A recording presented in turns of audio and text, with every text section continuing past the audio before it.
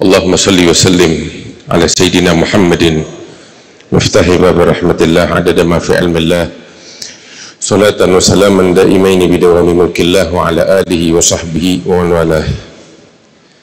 Tamannaitul qiyamata laysa illa li andura mal ilahu haba Muhammad wa ahwalul qiyamati qad baraha li ajlil khalqi yad'u ya Muhammad.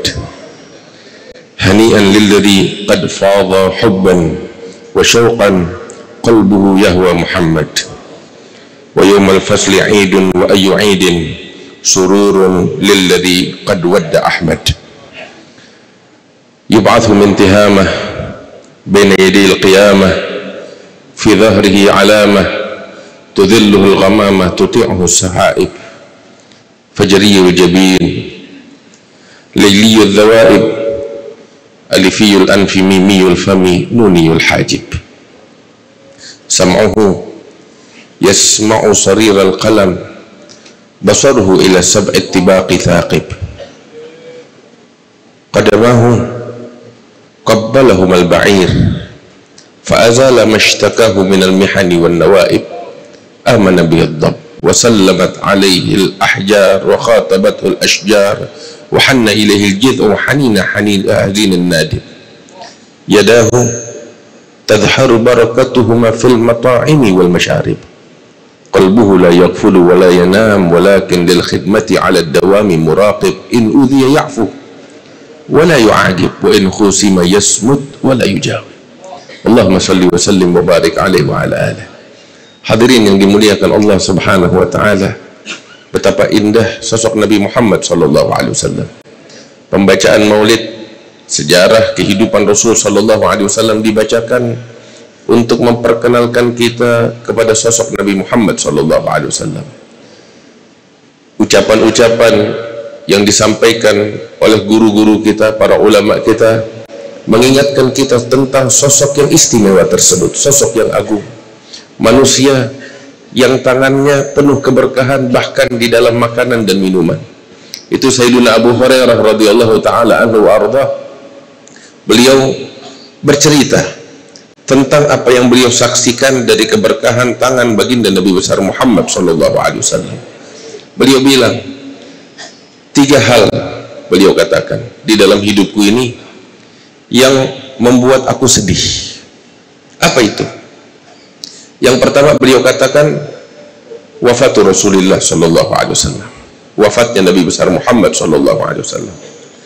Yang kedua yang membuat aku sedih adalah terbunuhnya Al-Khalifah Sayyidina Utsman bin Affan.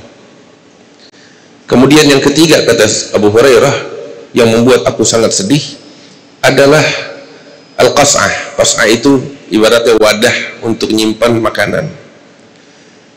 Ketika beliau bercerita itu kepada orang-orang bertanya, kalau wafat Rasulullah masuk akal kamu bersedih, pembunuhan Utsman juga masuk akal, tapi kami tidak mengerti apa yang kamu maksud dengan Al-Qas'ah, wadah makanan itu. Beliau bilang, ketika aku datang ke kota Madinah, lebih kurang tahun ke-7 Hijriah itu, satu kali aku sedang berjalan, kata Sayyidina Abu Hurairah, aku membawa wadah, kendi. Kendi, di dalam kendi ini aku tahu betul, ingat betul ada 20 butir kurma yang aku beli di pasar untuk aku makan, aku dengan keluargaku atau aku makan. Ketika aku berjalan, tiba-tiba Nabi Shallallahu Alaihi Wasallam melihat aku berjalan dengan membawa kendi itu. Nabi memanggil aku, ya Bahir, sini. Maka aku datang, apa yang di tanganmu ini? Maka aku sodorkan kepada Rasulullah, aku bilang kurma di dalamnya. Maka dituang oleh Nabi Muhammad, dikeluarkan. Saya hitung persis 20 butir. Kemudian Nabi mengambil setiap butir, beliau bacakan doa. Setelah beliau bacakan doa, beliau masukkan di dalam kendi. Yang kedua juga demikian. Butiran yang ketiga juga begitu. Sampai 20 buah kurma itu dibacakan oleh Rasulullah dan beliau sendiri meletakkan di dalam kendi. Kemudian Nabi bilang kepada Abu Hurairah, ya Bahir, ini kamu makan. Kalau kamu ingin mengambilnya, jangan kamu tuang, tapi kamu masukkan tanganmu dan ambil sesuka hatimu. Kamu makan dari situ. Maka sejak saat itu saya pulang, saya makan dari situ. Saya dan keluarga saya Berwaktu demi waktu sampai beliau katakan, saya dan keluarga saya itu makan dari kurma yang di kendi itu yang didoakan oleh Rasulullah bukan sehari, bukan 2 hari, tetapi saya tinggal di Madinah selama hidupnya Rasulullah 3 tahun, kami makan dari situ nggak habis-habis sampai Rasulullah SAW wafat. Setiap hari saya dan keluarga saya makan dari situ hingga di masa khilafah Abu Bakar Siddiq sekitar 2 tahun lebih, nggak habis-habis. Sampai di masanya Sayyidina Umar ibn Khattab saya makan dari kendi itu. Beliau menjabat sekitar 10 tahun lebih kurang dan nggak habis-habis. Sampai Sayyidina Utsman ibn Affan menjabat sebagai khalifah dan memimpin selama lebih kurang 12 tahun atau lebih, kami makan dari situ. Hingga ketika terjadi kerusuhan dan terbunuhnya Sayyidina Utsman, itu di Madinah terjadi kerusuhan besar-besaran, penjarahan besar-besaran, dan rumah saya termaksud rumah yang dijarah, dan ini gasah kendi termaksud yang hilang dijarah katanya. Tapi lihat, sekitar 27 tahun kami makan dari kendi yang dalamnya kurma yang didoakan oleh Nabi besar Muhammad SAW. Tangan beliau begitu berkah sehingga makanan yang sedikit menjadi banyak. Di peperangan Khandaq, ketika Sayyidina Jabir bin Abdullah Al-Ansari melihat bagaimana Rasul SAW mengganjal perut beliau dengan batu. Saat itu para sahabat juga kelaparan saat paceklik di musim dingin. Saat itu para sahabat juga mengganjal perut mereka dengan batu.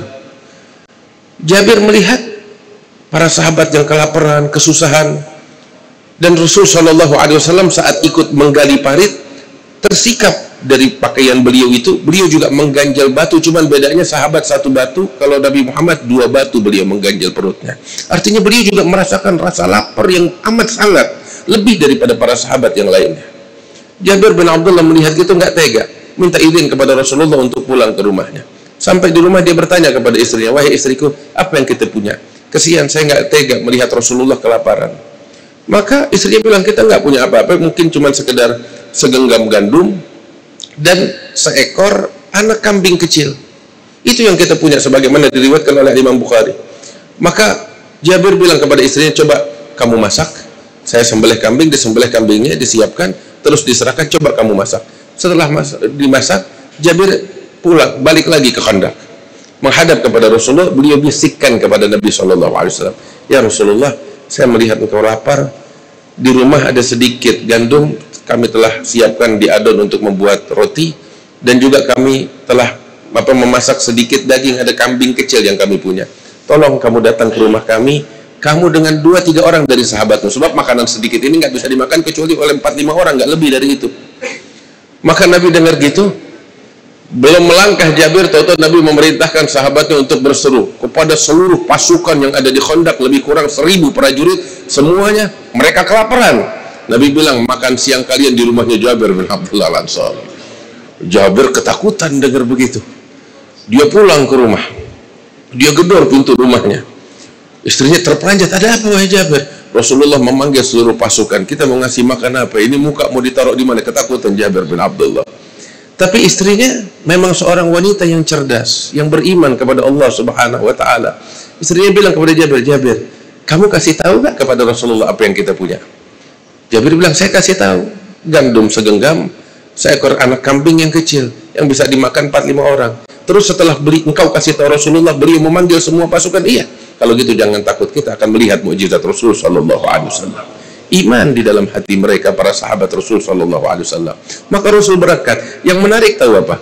Betul Rasulullah lapar, mengganjal perutnya dengan 2 batu.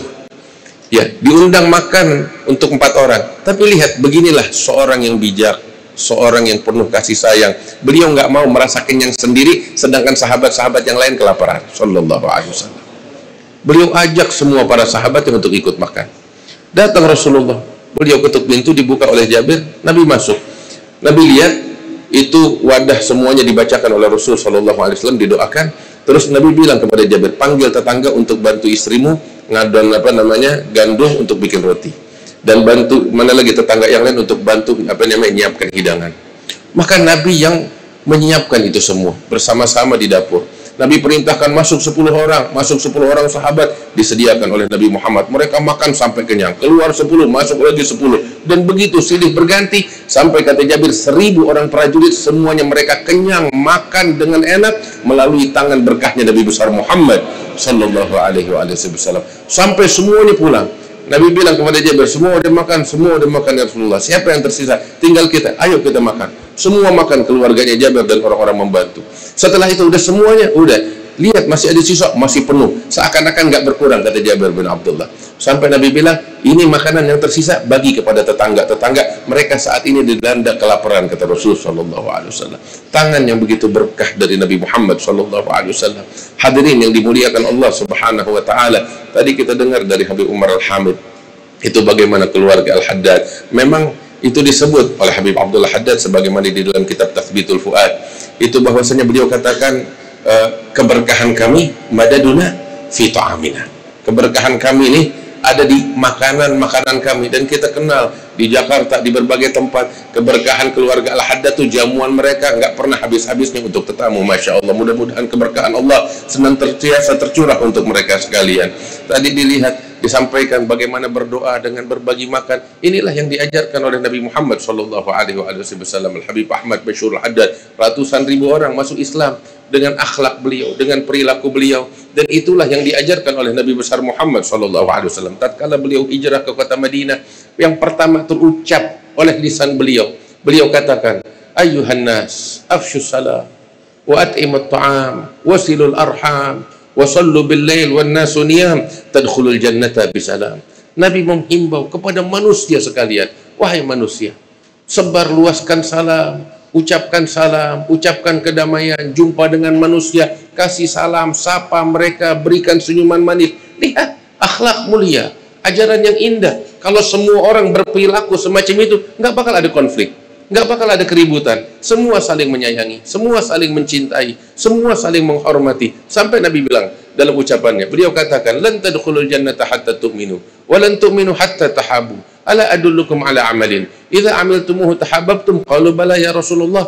Qala afshus salama bainakum. Nabi bilang sallallahu alaihi wasallam, tidak akan kalian masuk surga sebelum beriman, dan iman kalian enggak bakal dianggap oleh Allah sebelum kalian saling menyayangi satu sama lain. Nabi bilang, maukah aku ajarkan kalian satu amalan, kalau kalian lakukan kalian akan saling menyayangi, runtuh segala perselisihan, runtuh segala konflik dan permusuhan. Apa itu? Sederhana. Nabi Muhammad bilang, afsyus salam bainakum, sebar luaskan salam kata Rasul sallallahu alaihi wasallam. Itu Nabi bilang, bagi-bagi makan, at'imut ta'am kata Rasulullah, kita bagi-bagi makan. Siapa yang bisa kita bagi, kita bagi. Enggak harus bikin kebuli satu gidir, enggak. Kita suapan yang kita kasih ke mulut istri kita pun itu bagian sedekah, itu bagian dari at'imut ta'am yang diridhai oleh Allah Subhanahu wa taala. Kita senangkan keluarga kita, kita berbagi kepada tetangga kita, kepada fakir miskin, itu yang diridhai oleh Allah Subhanahu wa taala, dan itu ajaran yang dibawa oleh Nabi Muhammad sallallahu alaihi wasallam. Sambung tadi silaturahmi kata Rasul sallallahu alaihi wasallam. Kita pulang dari sini, apakah masih ada di antara kita yang mutusin tadi silaturahmi? Ayo kita balik sama Allah. Ayo kita taubat kepada Allah Subhanahu wa taala. Enggak enak hidup dalam kebencian di dalam hati kita. Nggak enak kita saling mendengki, saling membenci, saling putus tali silaturahmi antara kita satu sama lain. Mendingan kita berbaik hati, kita berdamai satu sama lain, saling memaafkan. Nabi bilang sambung tali silaturahmi. Rasul sallallahu alaihi wasallam mengatakan, laisal wasil bil mukafi walakinnal wasil man idza quti'at rahimuhu wasalaha. Penyambung silaturahmi bukan yang berbuat baik kepada keluarganya yang baik, tetapi penyambung silaturahmi sejati adalah yang ketika diputus dia mengalah untuk menyambung. Itu yang diridhai oleh Allah, itu yang dibanggakan oleh Nabi Muhammad SAW. Terakhir Nabi Muhammad bilang, wasallu bil lail wan nasu niyam, salat di malam hari ketika orang tidur, insyaallah kalian masuk surga dengan kedamaian dari Allah Subhanahu wa taala. Jalankan apa yang disampaikan oleh guru-guru kita dari nasihat yang bersumber dari Nabi Muhammad SAW. Insyaallah kita pulang dengan membawa keberkahan dari Allah Subhanahu wa taala. Dari peringatan Maulid ini kita pulang dengan membawa kedamaian, membawa ketentraman di dalam hati kita, membawa syariat Nabi Muhammad ke dalam rumah kita. Seperti yang tadi Habib Ahmad Al-Haddad bilang, insya Allah kita pulang dengan meneladani Rasulullah. Ini pertanyaan-pertanyaan penting yang harus kita jawab di dalam kehidupan kita. Bagaimana kita menjalankan nasihat-nasihat yang datang dari Rasulullah Sallallahu Alaihi Wasallam. Mudah-mudahan keberkahan tercurah dari Allah untuk kita sekalian, dan mudah-mudahan Allah memberikan keberkahan untuk keluarga besar almarhum Al-Habib Salim bin Taha Al-Haddad, anak keturunan beliau. Mudah-mudahan diberkahi oleh oleh Allah Subhanahu wa taala. Para ulama kita diberikan kesehatan hingga selalu membimbing kita ke jalan yang diridhai oleh Allah Subhanahu wa taala. Allahumma ij'al jam'ana hadha jam'an marhuma wa tafarruqana min ba'dihi tafarruqan ma'suma wa la taj'al fina wa la minna wa la ma'ana syaqiyan wa la mahruma. Sallallahu ala sayyidina Muhammad wa alihi wasallam. Alhamdulillah rabbil alamin. Assalamualaikum warahmatullahi wabarakatuh.